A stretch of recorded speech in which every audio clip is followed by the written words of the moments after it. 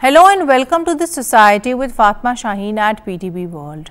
Today on our show, we'll be talking about an often ignored yet a very pressing social issue which is extremely very relevant today. We'll be talking about the prevalent issue of animal rights and animal welfare as it does exist in the Pakistani society. We'll also be talking about, not one, rather various cases which have unfortunately been on a rampant rise in this regard. Numerous cases where we do come across, animals being maltreated, animals being abused, animals even for that matter being neglected for that matter too. In this regard, we'll not only be talking about the core reasons because of which people end up resorting to such brutal acts, but also moving forward from there, talking about the laws and the policies that we do have in Pakistan when it comes to actually curbing, criminalizing and of course stopping these brutal acts. Having said that, we'll also be talking in this regard about the need for there to be perhaps greater mass awareness, greater mass sensitization when it comes to educating the average Pakistani out there about the importance of animal welfare in the Pakistani society. In this regard, we'll also be talking about an extremely pivotal role of media, more particularly of social media, when it comes to inculcating, that very basic sense, that very basic notion of compassion when it comes to treating animals. Moving on, we'll also be shedding light on the need for there to be educational reforms so as to inculcate that culture of empathy in young children, that too at a very primary school level. And last but not the least, when it comes to moving forward, what are the reforms that we need in this regard, whether those reforms should ideally then stem from, of course, our laws and policies, or for that matter whether those reforms should be focusing more on our societal mindsets or attitudes. All of this today, that too with an extremely pertinent panel. Let me introduce you to my today's panel. My first panelist for today's show is Mr. Todd Shea, who is the founder of an animal welfare organization. Assalamu alaikum, sir, and welcome to the show. Wa alaikum assalam. Thank you for joining us. Thank you, it's an honor. Thank you. Alongside him, I have Ms. Hina Muzaffar Shah. She is an animal rights activist. Assalamu alaikum ji, and welcome to the show. Thank you. Thank you for joining us. And my third panelist for today's show is Dr. Hamid Akbar Saab, who is a vet. Assalamu alaikum ji, and welcome to the show. Thank you very much. Thank you for joining us, sir. Now, before we start the discussion on today's show, let's have a look at this brief report. Welcome to our special segment on animal rights. Today, we are talking about why it's crucial to protect animal rights. Animals are sentient beings who deserve our compassion and respect. In Pakistan, the youth are at the forefront of leading animal rights movements, showing a promising future for animal welfare. However, we are seeing a rise in cases of animal brutality. This highlights the urgent need for stronger awareness and education. Thankfully, there are laws in place aimed at protecting animal welfare, but enforcement is key. We can all play a part by educating the masses, especially the youth, on being empathetic towards animals. Together, we can create a society where animals are treated with the kindness and dignity they deserve. Welcome back from the report. Now to get the conversation started with you, sir. When we do talk about animal welfare and of course animal rights in Pakistan, unfortunately it wouldn't be wrong to say that we still lack that basic empathy and that lack of compassion when it comes to preserving animal rights. So as somebody very successfully running this organization which is very dedicatedly working for animal welfare, how important is it for us at a very basic level to inculcate this sense of empathy in the average Pakistani person out there? So there has to be a lot of education and awareness spread through the society. My organization works not only in the field helping to rescue animals that need rescuing, but we do programs at schools. We do programs with business leaders and with heads of the housing societies, and we're always wanting to branch out and do more so that we can give the information that people need, that whether it's what Islam has to say about animals, whether it's about what science has to say, and about just general empathy and compassion. These are all things that need to be the awareness needs to be heightened. Right, sir, because in this regard, then of course we also need to ensure this level of awareness is something which is sustainable long term too, on which I'll come to you, Ms. Hina, and I would want you to add to this further. Overall, if we were to then sit back and evaluate the trends, we understand the fact that over a period of time, we now see more and more young people advocating for animal right causes, which is of course very heartening and commendable.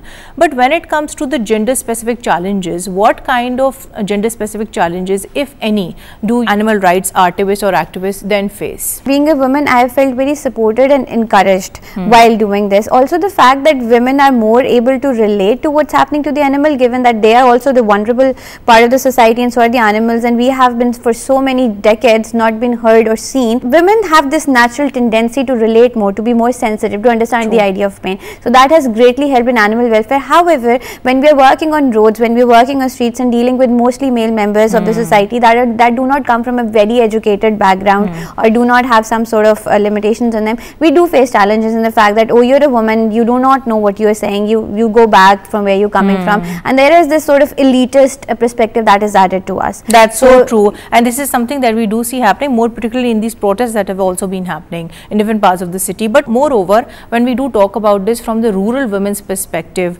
how inclusive is, you know, this area, animal welfare so to speak, when it comes to rural women's participation? Because we do understand the fact a lot of women in the rural parts of the country might not even be allowed to go out, let alone be part of such activism movements. We do not see it entirely as an activism movement. Animal welfare on ground is actually providing opportunities to those women who were earlier doing just household core works. They're doing similar works but for animals now. As for that matter of fact, our organization is completely women led, from directors to the shelter managers to the cleaning staff, and we have been doing this for a decade, and they are at a point that they are so well versed and they're so informed of what they're doing and why they're doing. Also, they must be very empowered because they must be very cognizant of this surroundings. Yes, to which, sir, you wanted to add something.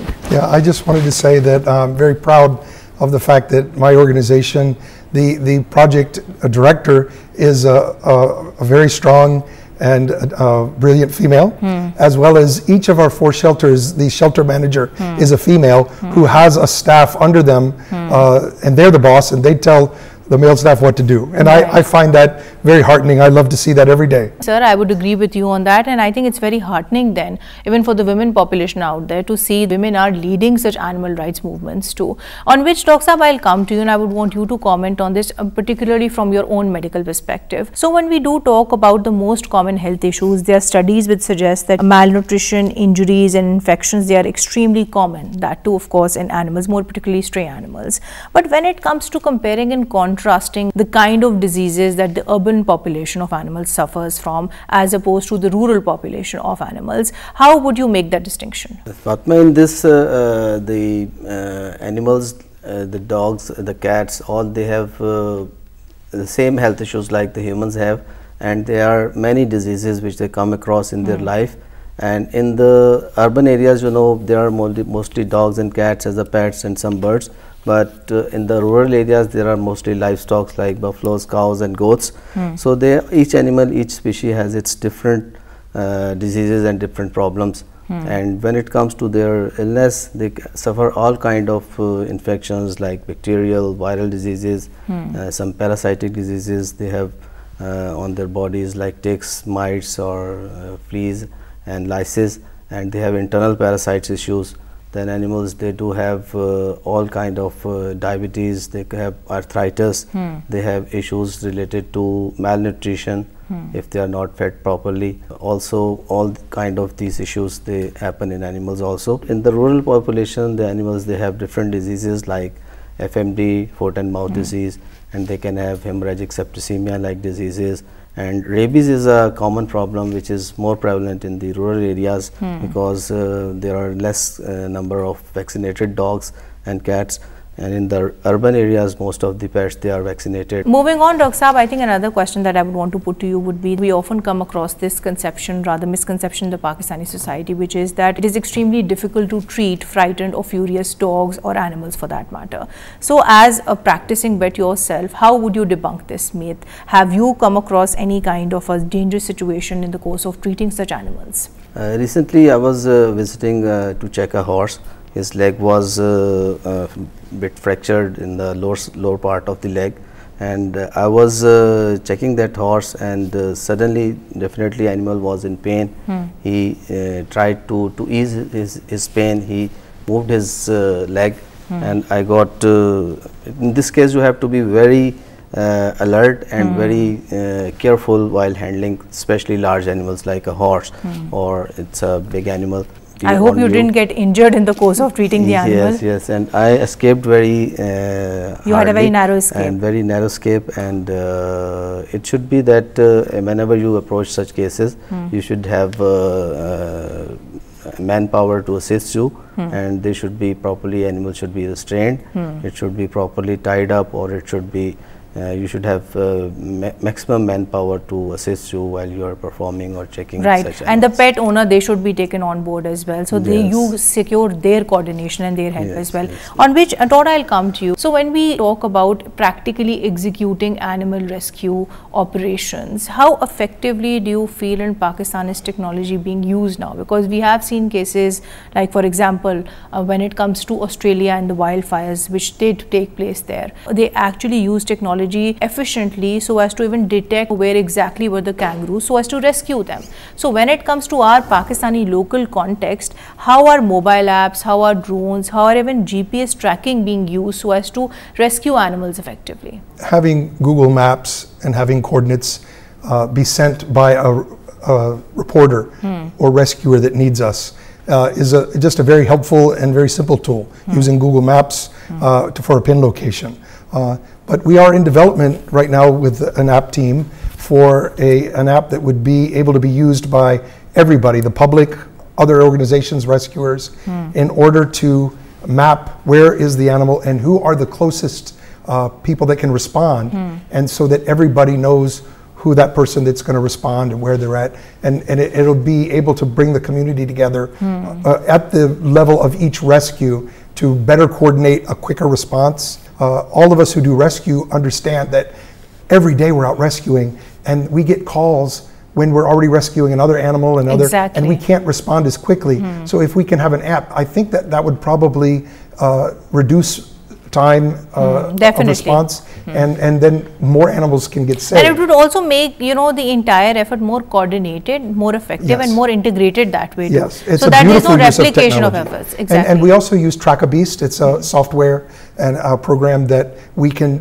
from the intake of an animal and rescue, or whenever we bring an animal to the shelter, we're able to know exactly later everything that has been done with that animal has been recorded in the app. All the photos, all of the receipts or bills, anything that's associated with that animal, up until the time it's either released, given to someone who's adopted, if that animal was badly injured, if it happens to expire, you know, if it had puppies, like all of those particulars. But one of the other aspects of animal rescue, before any of that, is understanding animal behavior. So if somebody literally is afraid of a dog, the dog will smell the fear because their sense of smell and their senses are much more heightened than a human being. So they will react differently to a person who fears them than a person who has love for them. They will be actually able to sense that. So they will maybe defend themselves and feel that they're going to be attacked by somebody who's fearful of them, but they'll run up to somebody who loves them like a puppy. Very rightly put by yourself, Todd, because it goes back to the basics then that, you know, we as a society need to educate people, more particularly young children, in fact all quarters of the society, when it comes to inculcating that basic level of empathy and compassion into them. On which I'll come to you, Hina, and I would want you to add to this further. So overall, when we do talk about this more so in an educational context, we understand the fact that you have been very diligently working so as to educate people, more particularly young people, about the importance of being, you know, compassionate towards animals. So how practically are you doing just that with regards to engaging with various educational institutions, with regards to even using art as a medium to do just that? Art is a very interesting medium to start with, because it has this capacity to get to that humanness element of you. So when you engage with art, you're very raw and you understand what's happening around, and those boundaries and barriers that we have created with the other, they blur. So with children, art is a very nice and very imperative tool, because when they are engaged in activities like these, they let go of all this conditioning that has happened to them. But also, even when youngsters and people who are like young adults, they also are very receptive to it, because it is something that engages in conversations and discussions. Along with that, we also have been working on the education parameters of awareing people about the idea of the legal framework that is already present, which is very important, because a lot of times people don't even know that laws exist. Although whether they are relevant, whether they are updated, that's a separate debate. But the question is that at least you should know that there is a regulatory framework in place. Sir, I'll take you on board and I would want you to add to this further. So we do understand the fact that basically in the federal capital, some changes were made in the curriculum, particularly so as to include a chapter on animal rights welfare. So how do you see this move, and do you feel that this in itself is enough, or do we need to do more when it comes to educating and sensitizing young children about the importance of animal rights? This is very important, and this animal rights chapter, I heard it is being inculcated in Islamabad and some places, but it should be uniform in all over the country, even in the rural areas, in the villages, even in the, if there is a medium is Urdu, that should be incorporated in their animal welfare chapter, should be a part of their curriculum. And students should be also have some kind of lectures, and other than lecture they should have some field trips to the animal shelters, where they can see that animals, how they are kept, how they are fed, how the caregivers are taking care of them, how they are bathing them or grooming the animals. So in this way, and involving the children into some kind of interaction with the animals, like they should know that animals are not, every dog does not bite. Right. They are not their enemies. They should have. So here perhaps more of collaborations between animal rights activists and organizations who do work for animal welfare, along with educational institutions, they would come in handy. Yes, educational institutions, and they must incorporate this in the form of documentaries. They should show to the children. They should arrange the field trips to the even a children trip goes to the zoo, they see lot of animals. Some of the animals they see for the first time in their life. And our nation as a society, we are animal loving people, and we love animal, and our children, they are more and more interested into animals. Moreover, if a child in the family wants to adopt a pet, so not all other family members are comfortable with that adoption. So one of the family member may like it, or may feed it, or may take care of it, but others may not like it. So it should be that at least if someone among your family is very much interested into animals, he should be given a liberty to take care of them, and he should be facilitated. Right. But in our society, what happens that ultimately it happens into they remove the dog from the home, and which is very wrong. And right. Or even for that matter, pet owners who do have such animals, they might end up neglecting them because of their lifestyle and because of so many other things, so to speak. So these are the factors that we also need to consider, because it's just not about positively discriminating against them by virtue of using them or not treating them nicely. It's also about neglecting them, so to speak. Right. So on which thought I'll come to you, and I would want you to comment on this further. I think a very important issue that we must address during the course of today's conversation is that of dog culling, which of course has become extremely prevalent in the Pakistani society. So how do you propose can we get past this issue? Because we do understand that yes, of course, tackling rabies is extremely important, but we must then do it in a way which is not inhumane. What would be more humane alternatives to the issue of getting rid of rabies? So what there has to be is a massive campaign countrywide, and the rabies vaccination medicines must be available to all. So the government can really be a huge help in distributing those vaccines to all vets, to all rescuers, so that economically, because a lot of times rescuers, they find difficulty affording all the medicines and taking care. It's very expensive to take care of animals properly, and the fuel and all these things. So if the rabies vaccine was acquired in large numbers and put out to every district, and a massive campaign was done, then we could easily take rabies and almost completely eradicate it, as many nations in past that have had problems with rabies now no longer have problems with rabies. Right. I'll come to you, and I would want you to add to this further. When we do talk about changing that culture, when we talk about, challenging those traditional norms like we do see happening in so many other countries, for example, Turkey for one, because we do understand that Istanbul particularly is a very cat-friendly nation, and this is something which is very deeply embedded in the Turkish cultural social norms. So what role can media play here? Not only media but also popular culture, because we do understand now that media has that power to make or to change perspectives. So how can it do just that when it comes to animal rights and animal welfare in the country?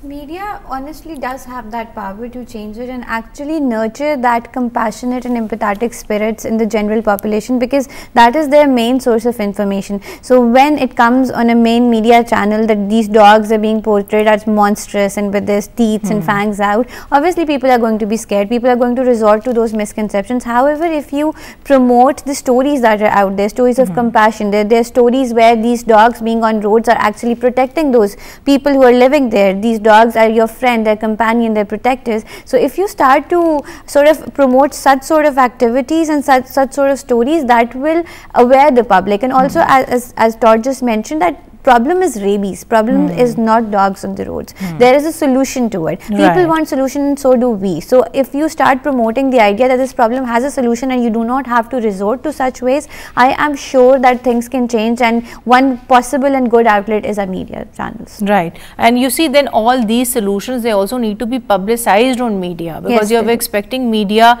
to make people aware. Then media should also take on that responsibility of giving forward solutions rather than just pointing towards the issues at large. Exactly. Sir, I'll come to you and I would want you to comment on this. But when we do talk about this more particularly from a rural population perspective, a lot of times, we come across instances of dog bites, and this is something that you earlier mentioned too. Yes. So when it comes to accessing the right health care, that too in remote parts of the country, how particularly do you feel people can do just that? Because, people might be attacked by dogs, they might be bitten by dogs, but they might not have immediate access to hospital facilities. So what is that first aid treatment that they should be seeking out for so as to protect themselves? There is a protocol for a dog bite case, and that should be adopted. But why this problem is so much in Pakistan? Because Pakistan is a country with a huge population of stray dogs. There is no exact statistics, but according to an estimate, there are more than 10 million stray dogs in the country, and they are mostly more prevalent in the rural areas. And if a dog falls, catches, or he is a rabid dog, then that dog bites other dogs and other humans, even other animals, and it is a cause of spread of disease. And it is a chain. Everyone comes across the dog that bites, and its saliva, it has the virus, and when doing the bite, the virus is transmitted to the humans or to the animals, and that this is a disease which has no cure. It is a deadly disease. After exposure or the bite, it causes the signs in the other animal within maybe 9 days or within a month or so. So it's a fatal disease, and it should be addressed immediately. By vaccinating the stray dogs. And the other idea, that trap, neuter and vaccinate, that is a very big idea. And then spaying and neutering so that the dog population is controlled. So we should adopt humane way of controlling the dog population. Right. In this regard, I think another question that we must address is the fact that perhaps veterinary care in Pakistan, that is comparatively expensive. So how particularly do you go about doing away with all these financial constraints, especially when you are living in the rural areas of the country? Because number one, access to vets, that in itself would be limited. Number two, if you are able to get to a vet, then that vet particularly might be expensive. So how do you overcome these kind of challenges when it comes to overall improving people's access to veterinary care? In this case, we should impart, we should subsidize the veterinary services, especially in the villages, and we should make hospitals, facilities in the villages which should be supported by NGOs, or which should be free of cost for people living in the rural areas, so that they have a little access to the veterinary services. Because no doubt the veterinary services, the medicines, they are expensive, and for the low income people it's very difficult to afford this, but government or the NGOs, they should play a role, and they should help the people to get the veterinary care and facilities. Right. To which you wanted to add something, Hina? Yes, I wanted to add that one way of catering to this issue of rabies out there is that not every dog bite is going to be rabid. However, for a precautionary measure, it is good for people who are working with animals to be vaccinated against rabies. It is a yearly vaccine, you can have it. And if you're bitten by a dog, one of the protocols is, yes, to wash the wound properly, have a tetanus shot and then a rabies shot, and then that is followed up by a 14-day shot after that. So these vaccines, they really help you just to be on the safe side. But yes, also for a rabid dog, when dog contracts the virus, he automatically dies within 5 days. Either his jaw is locked or dropped, and they just try to go away and isolate themselves, so you won't find those dogs actively on the roads, and that is the problem, because we have an idea of a rabid dog. So any dog that is trying to either protect their own pups, or is barking, or is furious, or is frightened, we label them as rabies, and then we approach them with a lot of anger and frustration. Right. So, and also this relates something to what earlier Todd was also saying, that even when it comes to dog culling, we've seen which are actually pet dogs, they've been reported and they've been culled just because they've been reported wrongly. So you see, then again this goes back to the basics, which is that there needs to be mass awareness and mass sensitization, on which Todd I'll come to you, and I would want you to add to this further. So when we do talk about animal welfare and animal rights, I think here we must also talk about the very important responsibility which is then vested on the fashion industry, which is then vested on, of course, the entertainment industry of the country. So in this regard, how do you feel can industries like these, they work, they do what they have to do, but do it in perhaps a more compassionate manner, something which doesn't add cost to the environment at large?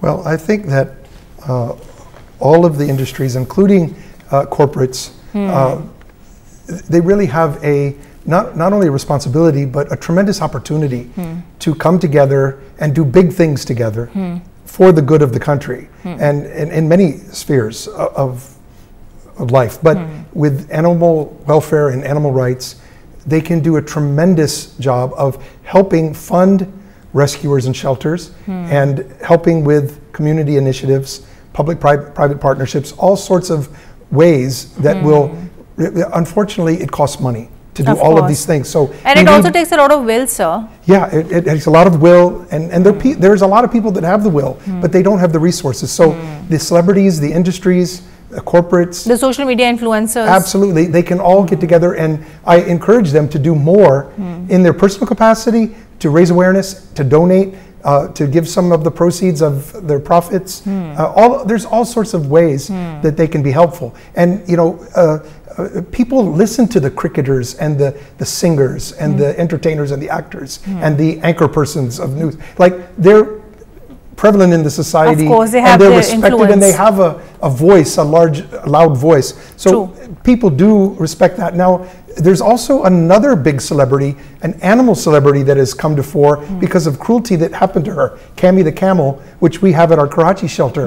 And what we're trying to do now, with the tremendous attention on Cammy, is to use that attention, that we have these people that are interested now, and all sorts of people all over the society have some interest in this camel now, right? So that is a way to utilize that camel's fame and attention to save millions of more animals, by highlighting the attention to show, here is the plight of animals, here's what happened to her, and there's so many more animals that are facing these barbaric attacks, and here's what we can do all together to stop that. And I've already seen where that has taken hold, where more people are talking about this problem, more people want to help. More incidents are being reported, you know, right after this particular incident. We saw so many incidents being coming forward. Some of them are fake. There was a camel that really, four limbs were cut off, and the owner put it in the center of the road, but it was actually, the camel died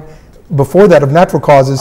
He cut the limbs off after death and put it in the road in order to get some attention and sympathy and some money for his loss. But it was found out to be a fake case. It was investigated. But you see, then again, this goes back to what we were earlier discussing, that we need to ensure that social media is used effectively, because it can be a double-edged sword. Whereas it does inculcate that basic level of awareness in people, it is also being misused in terms of, you know, perhaps publicizing and filming the abuse which is being committed on animals too. And that's where the last step of all of these things we've talked about is, you have wonderful, you being a barrister would know how powerful the law can be. Of course. But only if it's actually enforced. Right, so implemented. enforcement has to take place. I love the fact that Punjab government has put forth a police unit just for animals and animal rights and taking care of animals and enforcing these issues. There has to be more of it. It's a start, but it's a start. And if we have enforcement of the laws that exist and some new laws, and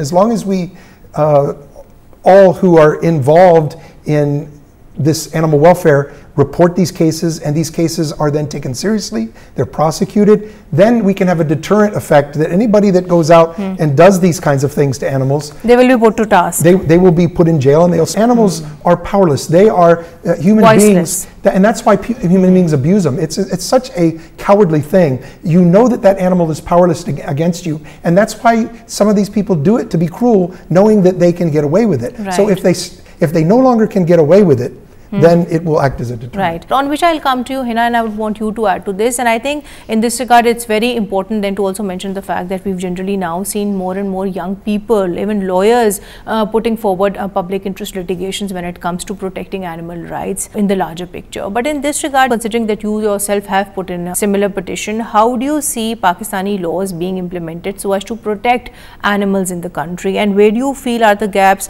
and what would your proposals be for reform? Fortunately enough, we do have the framework, we do have policies. For example, Punjab animal birth control policy of 2021, that was a major step, and under that policy, dog culling is banned. You cannot kill dogs either by poison or by shooting, and for that matter you cannot even relocate dogs. So there are laws, they are present, there are ways to actually hold people accountable for any case of abuse. The only problem is that these laws are not being implemented. And we also have judgments by superior courts. Kavan judgment. Exactly, and then that judgment by the Islamabad High Court it was, which actually gave that judgment.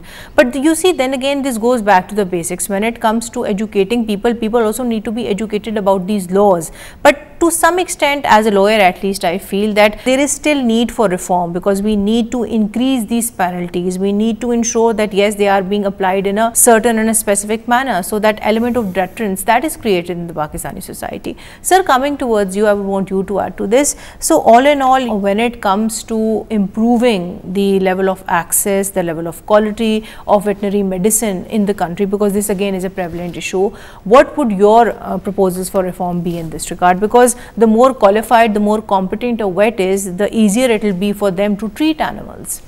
Veterinary education is improving very much in Pakistan, and there are more and more institutions coming into working, and there are a lot of more number of veterinarians produced. But it should also be a part that they should impart quality education, especially in terms of practicals, because our students, they read a lot of things, but practically they are imparted less education, less the hands-on training. So it should be in the clinical part, they should be imparted more clinical training and hands-on, so that, and they should also, it should be a part of veterinary education that students who have empathy or who have passion towards animals, those who have aptitude, they should be given admissions, because some veterinarians, they come into profession and they don't pursue the profession in the true spirit. So moreover, that there should be more livestock farms incorporated with the education institutions, and there should be more clinical trainings and more hands-on practice for the vets. Right, Doc Saab. Coming towards you, Todd, and moving towards the end of the show. So my last question to you would be that, you know, we have seen the effectiveness of public-private partnerships in not one, rather various sectors. In education, for example, it has turned out to be extremely effective. But when it comes to upholding animal welfare and animal rights in Pakistan, how would you evaluate the scope of the same? Because yes, we do understand that we do see civil society like you and of course like Hina working with the government in this regard too. But what more do you believe at this end can be done so as to make these partnerships more long-term and sustainable? If this is going to work, there has to be engagement with all the stakeholders together, and the rescuers and the people that do hands-on work, and the people that go to the schools and do community outreach and teach awareness to the society, to the children. They have to be better supported. They have to be better funded in order to spread the message far and wide. Of course, the media has the role, but the government, I think, plays a tremendous role could play a bigger role in this. We have several public-private partnerships going, most of them operationally, like we have the first MOU in Skurdu with the district government there to do trap, neuter, vaccinate, release. In the last year, we have treated 800 dogs, which in an area like Skurdu is a very significant number. But with that, we also together inform the community. And that's the business leaders, the religious leaders, the schools, and we're working together to educate the community. So it's extremely important that the government really, all of the livestock department, the health department, our leadership, that they should all spend a little bit more time and energy, not to take away from the other important things on their agendas, because they're very busy people, very dedicated, but they have to give some time to this because it is such a neglected part of this whole ecosystem, and it has such huge consequences economically, people's health and the environment. So it is so important that it has to be given the importance that it deserves. So with the public-private partnerships, there has to be much more working together at high levels in planning how we approach the society, how we reach masses of people in all of these ways. Right. It's also about, training, so to speak, because you need to focus on capacity building of the personnel as well. Coming towards you, Hina, and my last question to you would be that when we talk about, ensuring animal welfare and animal rights, that in the Pakistani society, I think this is something that we do need to consider in the context of better complying with our obligations under the SDGs. In this regard, it's pertinent to mention SDG 3, which talks about ensuring good health and well-being, SDG 14, which then of course pinpoints towards preserving life below water, and SDG 12, which talks about fostering responsible consumption and production. So how do you feel can then working in the larger picture towards animal welfare also help us better comply with our requirements under the SDGs? So basically SDGs, they revolve around conservation of environment and how we can actually work around to a better world, and we need to understand that there is no environment without the idea of coexistence, and there can be no coexistence without the idea of actually understanding for basic respect for life. So for example, life on land, we need to start incorporating communities into it. For example, for the case of the leopard that was killed recently. So if those communities are involved actively in trying to protect those same species that they are actually killing right now, that would change a lot. They need to understand the importance of it, because everyone who is not acting in the way they should is out of unawareness. They do not know what they're doing wrong. So to have a better sustainable world, we need to understand that how each of all these tangents are contributing to each other, and it's an entire balanced system. And for that, we need to include all these narratives. That's very rightly put by yourself, Hina. Sir, coming towards you, and before we conclude today's show, so when in this regard, I think it's very pertinent to also talk about the impact of climate change. We do understand that, yes, of course, it has impacted, and it is currently impacting, the world, so to speak. But when we talk about this more so vis-a-vis, animal welfare, with regards to animals' health, with regards to even accessing veterinary medicine, where do you see that link, and why do you feel as a vet it's so important to consider and appreciate the impact of climate change on not only animal health but also with regards to ensuring smooth and expeditious access to veterinary medicine too? Climate change is a very big issue nowadays, and it is definitely big impact on animal health, especially in Pakistan. And it is summers are hotter than before every year, and there is a different change in the pattern of rains. Sometimes there are more rains than every year, and sometimes there are no rains, which results in the drought. And sometimes there is spoilage of the all crops of the animals, and sometimes there is a heat stress, which is a very problematic for the animals. Heat waves, they also impact animals' health. Yes, they have because extreme temperatures, the animals, they have go into stress. They don't stop taking the required amount of feed, which results in the less reducing the production, milk production, or if there are poultry, similarly there is reduction in the production of eggs. So this climate change has a definitely very adverse impact on animal health. and for this we should provide more shelter, like shady places to the animals. Then we should work on the water conservation so that they have ample water to drink and ample water to even shower. The animals should have a safe and a cooler place to live. And then you should also sometimes the climate change, it results into natural disasters like the floods. Right, and this is something that happened in 2022. Yes. If I was to quote some stats, over 7 lakh farm animals, they actually died due to the floods. But then again, you see, this hampers or this adds on to the problem of accessing vets like yourself, because if a place is flooded, it has been struck by natural disasters, then you can't reach out to doctors per se too. So this has to be then construed in that context as well. So what do you feel would be the solution in this regard when it comes to ensuring that yes, in cases of calamities and natural disasters like these, people do have access to vets too? Yes, in this case the vet team, they should be visit to the disaster areas like flood areas. Like recently in 2022 this was done very effectively, and there were flood relief veterinary teams. They visited different areas, flooded areas, and they treated animals there. Right. And they also helped in providing the food, because the food shortage is also a big problem there. They also provided food to those areas. Right. In this, another problem due to climate change is that due to heat stress, there are vector-borne diseases, they spread in that area, like ticks and the parasites. They multiply very fast, and they are cause of spread of many diseases, because mosquitoes and flies and the ticks and the lices on the animals, they spread very fast, and they are cause of spread of many infectious diseases. So these are the things that of course need to be considered as well. On which note I would like to conclude today's show. Thank you so much, sir. Thank you so much, Ms. Hina, and thank you so much, Dr. Saab, for your time today. Well, to conclude today's show, we generally spoke about animal rights and animal welfare in the Pakistani society. In this regard, whereas of course we do understand the fact that we have laws, but these laws are such which need to be updated, and there need to be stricter penalties imposed when it comes to punishing people who do commit acts of animal abuse.